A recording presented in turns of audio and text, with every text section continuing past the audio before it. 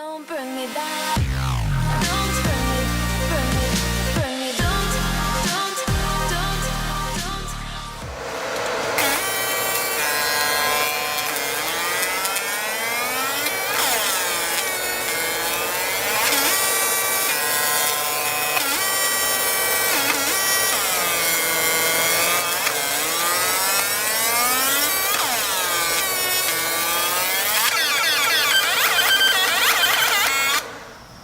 Welcome back, everyone. I think you're probably just as excited to see this build as I am. This is going to be the Tac-to-Pack Glock 19 build. You probably guessed that from watching the intro of this video. So what I want to do now is I want to just kind of take you quickly through what we're going to be doing, and then we're going to jump right into that process. So a couple of weeks back, Anthony at Tac-to-Pack contacted me and said he wanted to get some work done and thought maybe I would fit the bill for his needs. He was looking for some specific stuff, had seen my videos, and we kind of just went back and forth, and we had both discussed that we think that I'm a fit for what he's looking for, and so we decided to move forward with that build. So he went ahead and sent me his personal Glock 19 slide, and he also sent me a Vortex Viper. Now, before we get too deep into the discussion of this, a couple of videos back, you probably had seen that I built this particular design slide. I put this all together here. This was an 80% Glock slide. I went and moved the rear dovetail forward and went ahead and mounted that Viper. Now, if you guys want to see the build of this, go and check that video out. There's a lot going on in that video. But the reason why I did this particular build was because we had some issues with mounting the Viper on the 19 and still using that iron sight. So we went back and forth, and really the reason I did it was to give an example to Anthony and really show him what my opinion of what it should look like, and also to give him that visual, so all at the same time. So once again, watch that video if you want to know more about what's going on, or how that decision kind of came to be. So with that being said, what you're going to see on this one, which is the rear Viper, and the iron is going to look just like this. Okay, so on his slide, we're going to be doing this work here, and let's go ahead and just put that back down. Now, the other reason we have the green gun here is because most everything that's on this green gun is going to be on his 19. We're going to be lasering the back section just like this, so that's going to look the exact same. We're going to shave down the sides, both sides, and then we're going to do our porting. Now, in this particular case, Anthony had a special request, which I thought was really cool, because he said, is there a chance that we can do the side windows here but not go all the way through? Can we keep it where the holes aren't all the way through on the top and they're not all the way through on the sides? And I think he has some specific reasons and needs that he's after, as far as, you have to understand, this individual makes some of the best holsters on the market, so he's probably going to use this gun for fitting and finishing those holsters. He's probably going to be doing some shooting. He may do some match work with it. So there may be some requirements that we're not allowed to punch holes through there. But at the end of the day, I thought it was a great idea, because I've never done one of these, especially with this design, with not punching holes all the way through to be able to see the barrel. So I thought that was kind of cool. So we're going to do everything the same. We're still going to get that step down. We can see that we're still going to get that step down. We're still going to get those hex patterns, but what we're not going to get is a punch through all the way to see the barrel. And of course on the top, we're going to do the same thing. So we will get a nice step down there. You'll actually be able to see all of that from the top. Those nice hex patterns and how they blend, but we're not actually going to punch all the way through and into the barrel. Now, with that being said, he also sent me his barrel. So we're going to do a little bit of work on the top side of his barrel, and we're going to do that where it will match this design. It'll be very close to this design. We won't be doing any part of this of the barrel, or this part of the barrel, I should say, if that came out a little bit better, because that's going to be beneath the slider. We're not actually going to be able to see that. So we are going to work some magic on the top and on the sides. So that's going to be kind of cool, because this barrel is going to match this pattern, but we don't actually have a barrel that matches that pattern quite yet. So as I always say, we're kind of evolving these projects as we go, and we're always pushing them forward with a newer and better design, and that's exactly what we're doing here today. We're going to be taking that factory barrel, we're going to be modifying it to work with that factory slide, and we're going to come out with something really, really, really nice. And we're just going to get a new appearance with a barrel that matches the design of the slide now. So with that being said, guys, hey, what we're going to do is we're going to jump right into getting that Viper pulled off of mine. We're going to go ahead and get it cut on here. We're going to get that dovetail cut, and let's go ahead and just wrap that up before we start on any of the other stuff.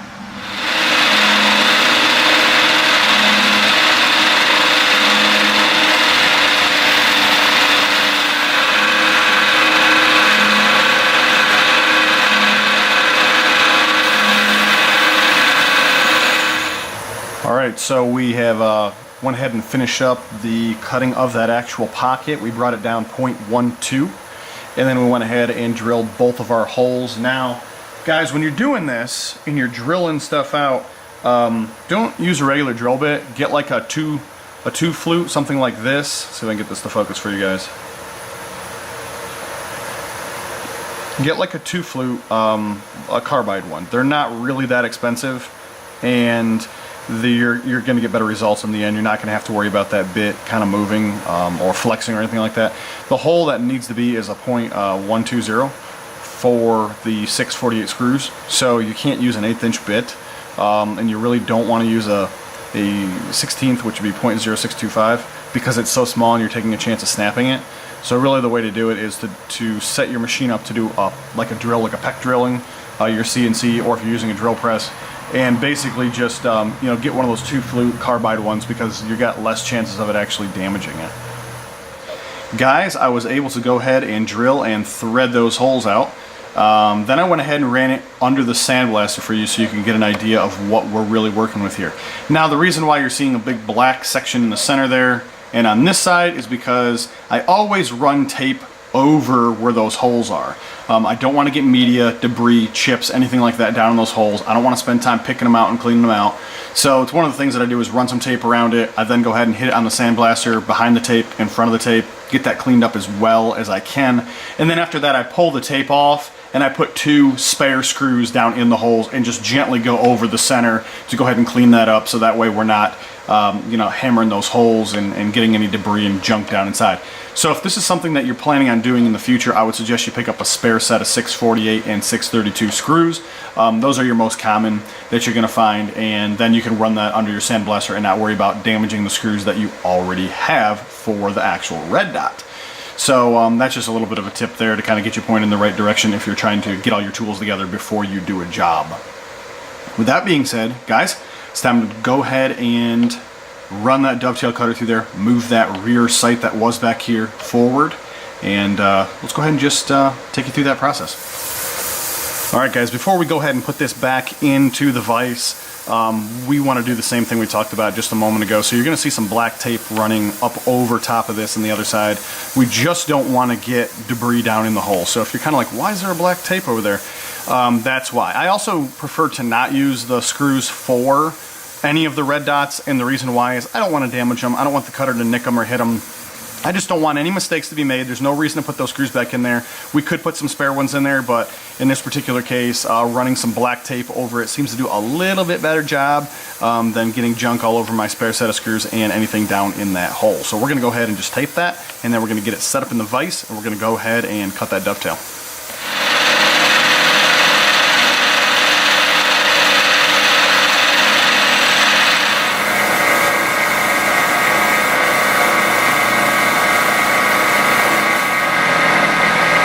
So we went ahead and made a single pass, starting from the 12 o'clock side, heading to the 6 o'clock side. We then went ahead and moved that cutter over slightly to the right, just widening out that pocket just ever so slightly to a special number that works best for me. Then we went ahead and sent that cutter back, starting at the 6 o'clock side, back to the 12 o'clock side to open up the width just a little bit to allow those sights to slide in there. So it's time to go ahead and pull this off. We're going to go ahead and get that sight put in there. I'm going to show it to you guys. Alright you guys, we are all set with the rear mounted red dot cutting and dovetail relocating. So that's pretty cool. That's a good chunk of this project is kind of out of the way.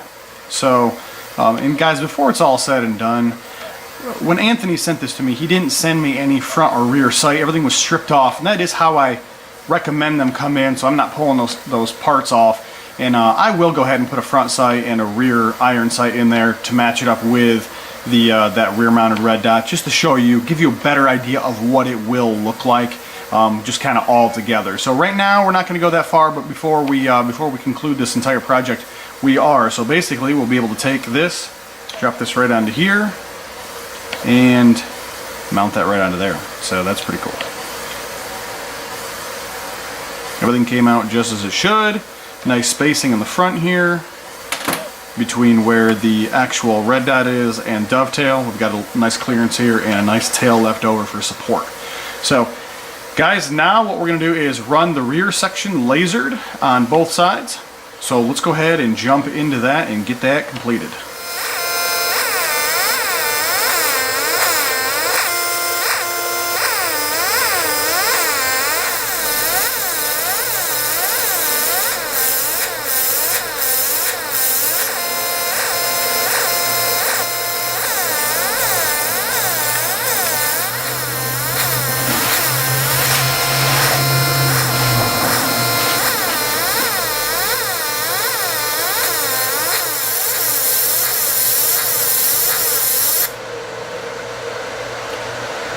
Alright guys, let me go ahead and run this under the Sandblaster. So guys, look at that. Just real nice dovetail, rear cut, matching it right in with the grips. And it's time to do the front, top, and sides. So that's exactly what I'm going to take you guys through now. Let's go ahead and start with the right side here.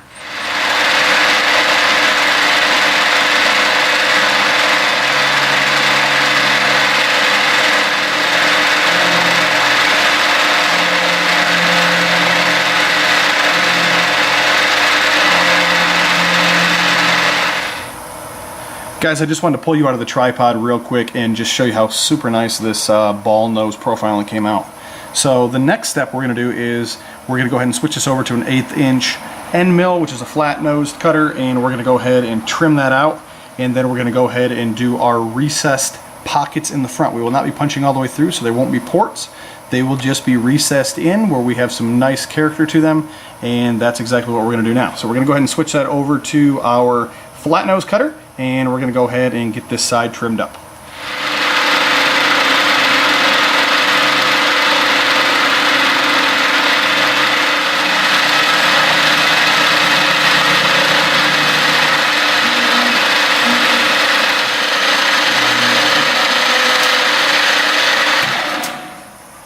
Alright guys, let's go ahead and pull this right off the CNC, and let's take and see what it looks like here. Just going to get this far enough out of the way where I don't drag my hand on the cutter.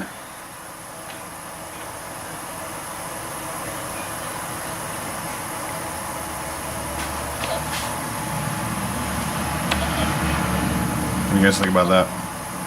So obviously we need to run it back, you know, under the sandblaster, get that cleaned up. Looks pretty good though. So let me just do that, guys. Let me go ahead and get this thing cleaned up. Let me go ahead and put that under the sandblaster, and let me just bring it back to you before we start the other side. That is one beautiful looking piece right there. Everything just flows so nice. I mean, even with them not being punched all the way through, you know, the vision that Anthony had here was pretty good. I mean, that's a pretty nice design. I mean, keeping it true to, you know, no holes on the side. We still have that weight reduction.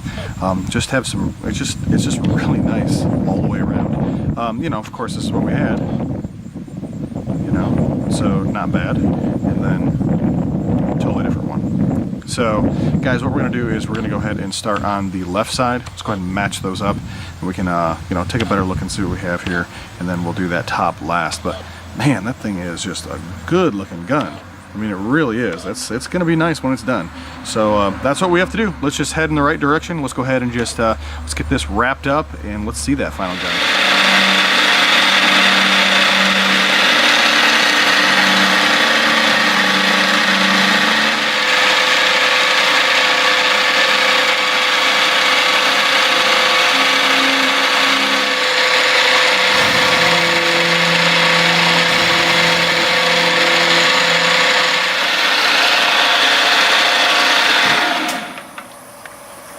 Alright guys, well, it looks like it is sandblasting time. We have completed the left-hand side.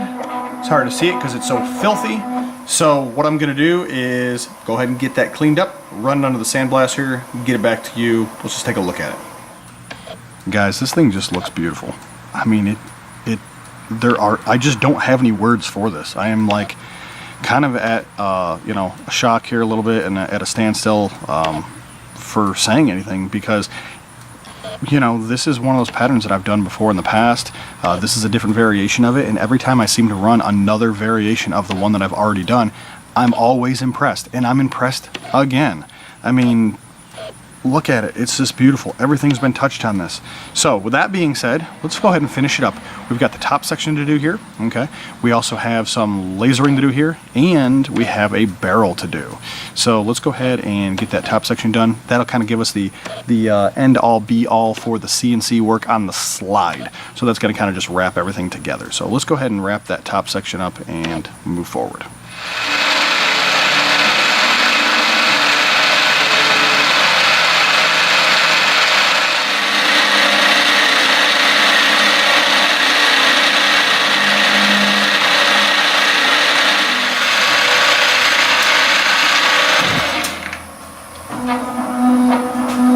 Guys, let me go ahead and get this out of the way, and then we can take this thing off. Take a look to see what we have here.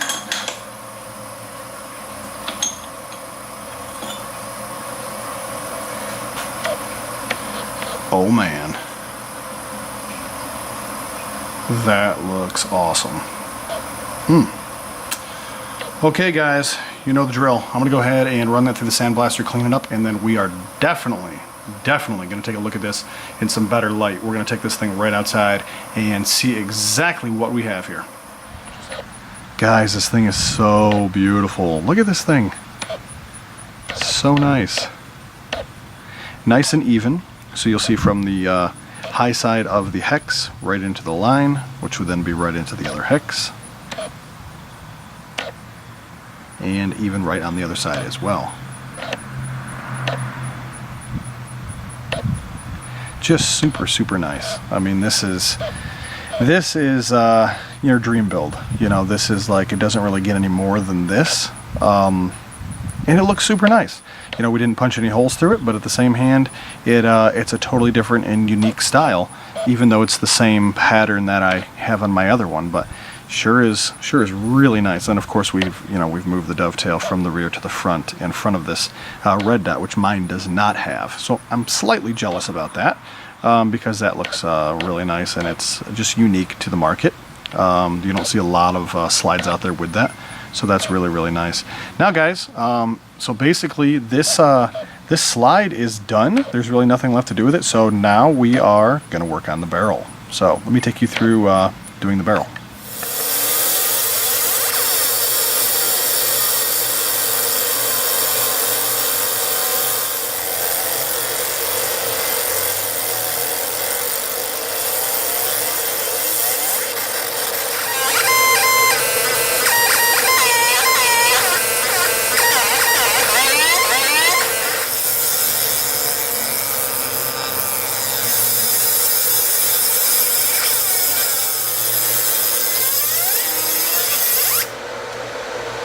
Alright guys, let me go ahead and get this under the sandblaster.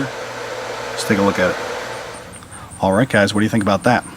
There's the barrel. That's where we kind of left off, was with doing that barrel. And here is the slide. Nice and deep. We're going to be able to actually do a, like a one coat over everything, and then we'll be able to go back and actually color fill that to match the gray lower that Anthony has. Now, with that being said, let's just do a real quick recap. Shaved the sides, made a pocket, matched a pocket, engraved over the rear grip section, removed a dovetail, added a rear dot, rear mounted red dot, re-added the dovetail, matched this side. Had to go around the ejection and everything else for this side. Did our pocket here. We did the barrel on this side. We did the barrel on the top side. So we have done and touched on everything. So one of the things is, I think at the beginning of my video I said I was going to have some iron sights in here where you'd actually be able to see what's going on with you know, kind of a completed project and give you an overall image of that. Now unfortunately I'm not sure what's going on with the coloring. I was hoping to have the coloring done and I was going to put some iron sights in there, be able to show it to you as a final product. I'm not sure if that's still going to get sourced out locally here to me and then shipped back to Anthony, or if it's going to end up being, you know, done on Anthony's end and then, you know, shown to you guys. But I'm sure, you know, almost positive that by the time you guys see a final product, you'll see some iron sights in there.